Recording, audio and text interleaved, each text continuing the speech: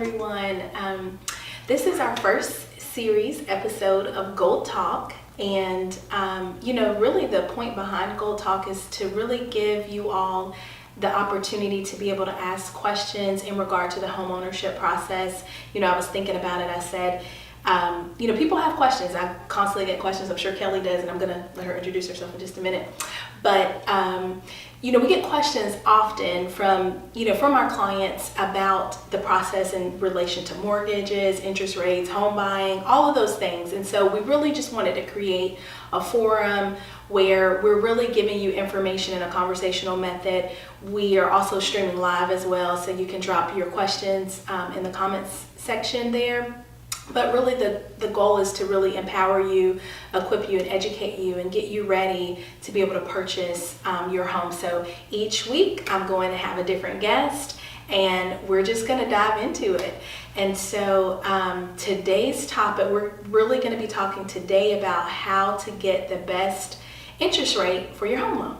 And I have Kellie Collins here, and I'm going to let her introduce herself. She'll tell you a little bit more about who she is, where she's from, the company that she works with, and I'll tell you a little bit more about myself as well for those of you who may be tuning in for the first time. So I'm turning it over to you, Kellie. Tell us a little bit about yourself. Thank you so much for having me today. So I am a mortgage loan officer with Cornerstone Home Lending, and I have been in the mortgage space for about 4 years. Before that, I was actually I was teaching people about financial education, and I worked in real estate. So I've been around the real estate industry way longer than I want to admit, and I have helped thousands of home buyers purchase their first, second, and fourth or fifth homes. So it's a great, exciting industry, and I love it so much. Awesome. And I can vouch for Kellie, okay, guys? So Kellie is one of my go-to lenders, and I really, really love working with her because she takes the time to understand your situation. If you aren't quite ready to purchase at that moment, she will take that time and help you create a plan to get you on the path to buy. So definitely, I would encourage you to reach out to her. We'll definitely drop contact information at the end of this seminar. But just a little about myself. Again, I'm Ayana Johnson. I am a realtor / team leader of the Rose Gold Group. And our goal, as a real estate team is we really want to provide you with the premier real estate experience. And in order to do that, a big piece of that is education and just making sure that you're aware of the process. And so that's what we're doing today. We were talking to you today about how to get the best interest rate on your loan, because so many people, when you get ready to purchase a home, first question is, what's my interest rate? What's my payment? And I think a lot of times people don't realize, well, what actually goes into that. And so we've got our expert here, Miss Kellie Collins, and she is going to kind of talk us through this. So Kellie, let's talk about what we have to do to get the best interest rate. So interest rate is more than just a credit score. So your credit score does go into the interest rate calculation. You want to try to get that up as high as you can before you start the home buying process. Also included in that calculation when we're shopping for interest rates are your debt to income ratios. So what this is basically we look at your monthly debts plus your new proposed mortgage payments with taxes, insurance, and homeowner associations dues included, and divide that by your gross monthly income. So we can look at that. We also will look at your loan to value, which is just a fancy way of saying how much money are you putting down. So we look at those three are the major indicators of where your credit score is.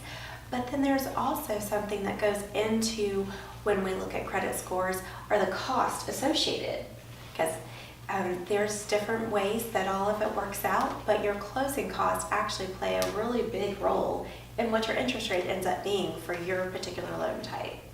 Awesome. And then I'm going to back up and ask you a couple questions. Yeah. And two, the main thing that I want to drive home while we're having this conversation now is because a lot of times when I am helping people buy their home, the first thing they want to do is hop in the car and let's go look at homes.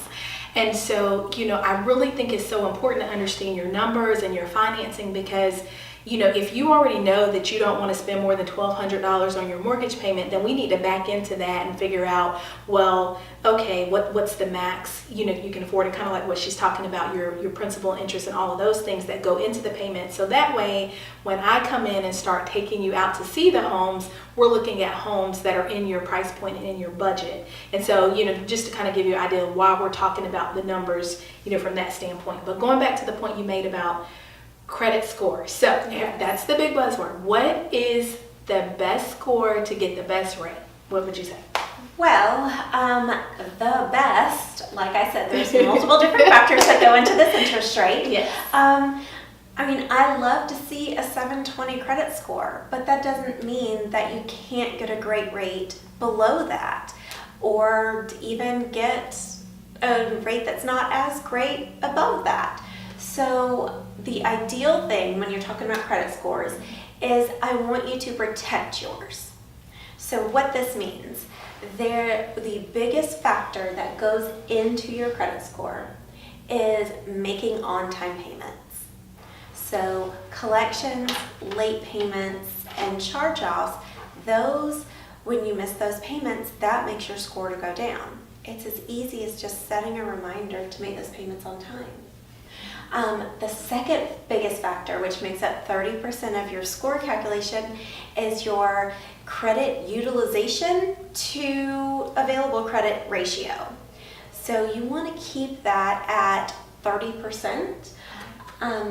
So those two factors together make up 65% of your score calculation, which, believe it or not, is way more important than how many inquiries you have and things like that.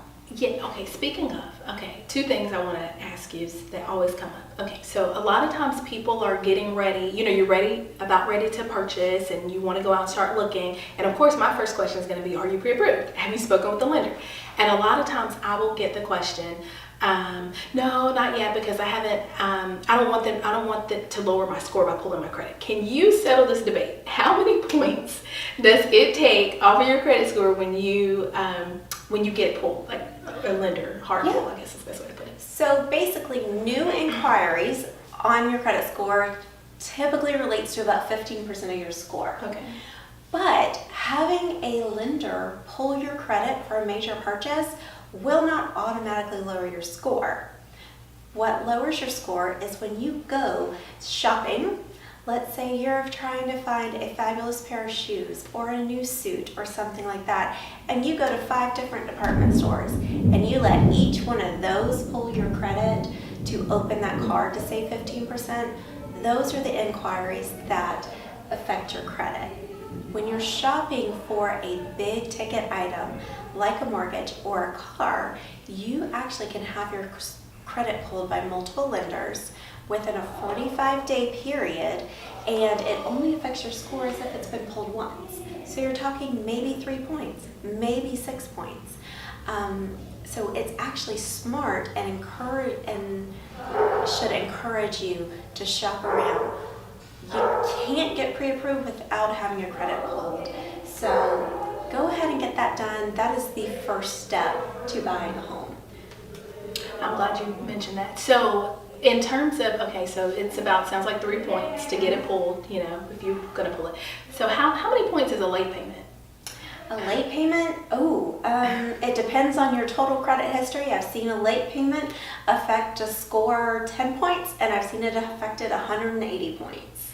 Wow. So if you have a long history making not timely payments, we're talking 30 days, 60 days, 90 days, or later, just depending on how late it is and what your history is, each time you make those late payments, your score goes down even more. Okay, so as you've heard it here, guys, it's more important for sure to pay everything on time than to, worry about the lender, how many points it's going to take for them to pull your credit. So I always like to make sure I cover that and also I think it's important to know where you stand, because if you wait until, like, let's say you're like, okay, in 3 to 6 months, I want to, purchase a home. My lease is ending around that time. I would encourage you to get your credit pulled before that point, because you don't want to be at the end of your lease and then now you're all in a panic trying to get approved, and now you found out that you have a derogatory mark on your credit score and all of those things. So, definitely when you think you're about ready to kind of get the process started, it's very important to go ahead and get that credit pulled right away. And then also another thing that comes up a lot is disputes. So, I'll have clients that may say, okay, well, that's not my bill. That was something I agreed to pay for someone else, and I shouldn't have to pay that.